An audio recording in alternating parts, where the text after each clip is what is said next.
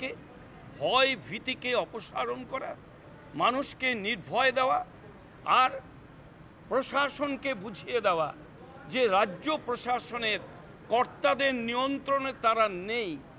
রাজ্য প্রশাসনের কর্তাদের নিয়ন্ত্রণের বাইরে রাজ্যের প্রশাসন সম্পূর্ণভাবে নিয়ন্ত্রিত হচ্ছে নির্বাচন কমিশনের দ্বারা।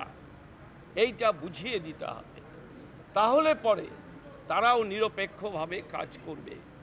আমরা খুব পরিষ্কারভাবে বললাম নির্বাচন কমিশনের কাছে যে এখনো পর্যন্ত আমরা হাওড়ার ঘটনা আরও অনেকগুলো ঘটনার মধ্যে থেকে শোকজ করা হয়েছে, এটা খবর পেয়েছি, কিন্তু কি অ্যাকশন নেওয়া হয়েছে সেটা এখনো আমরা জানি না। আমরা শোকজের কথা শুধু শুনতে চাই না, আমরা অ্যাকশন পার্টটা দেখতে চাই। আমরা নির্বাচন কমিশনকে একথাও বলেছি যে নির্বাচনের দিন ফ্রি অ্যান্ড ফেয়ার ইলেকশন করার জন্য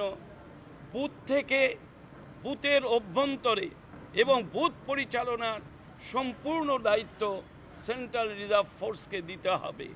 আমরা একথাও বলেছি যে আইডেন্টিটি কার্ড ছাড়া অন্য কেউ বুথ প্রেমিসেসের মধ্যে ঢুকতে পারবে না। আমরা কমিশনকে একথাও বলেছি যে সিআরপিএফকে নির্বাচনের 7 দিন আগের থেকে বিভিন্ন গ্রামের রাস্তায় তাদের টহলদারির ব্যবস্থা করতে হবে এবং স্টেট পুলিশ বাহিনী সম্পর্কে যেখানে অভিযোগ আছে সেই অভিযোগগুলোকে খতিয়ে দেখতে হবে।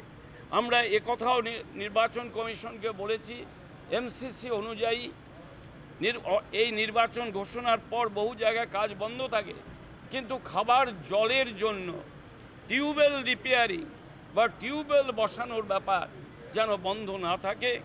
মুর্শিদাবাদ সহ পশ্চিমবাংলার অন্যান্য জেলাগুলোতে এই ধরনের অভিযোগ এসেছিল, সেইটা আমরা নির্বাচন কমিশনকে বলেছি। মিস্টার সম্পদ সঙ্গে সঙ্গে জানিয়েছেন না, খাবার জলের জন্য কোনো রকমের বন্ধ হওয়ার আদেশ আমাদের নেই এবং আমরা আদেশ দেবও না। আজকে এই কথাটা আমরা পরিষ্কারভাবে জানিয়ে দেব। সুতরাং আমাদের আলোচনা মধ্যে দিয়ে বাংলায় যাতে একটা ফ্রি অ্যান্ড ফেয়ার ইলেকশন হয় তার কথা নির্বাচন কমিশনকে বলেছি। আমার স্থির বিশ্বাস কমিশন নিশ্চয়ই বাংলার মাটিতে ভয় ভীতি কাটিয়ে নিরপেক্ষ নির্বাচনের জন্য প্রয়োজনীয় ব্যবস্থা নেবেন।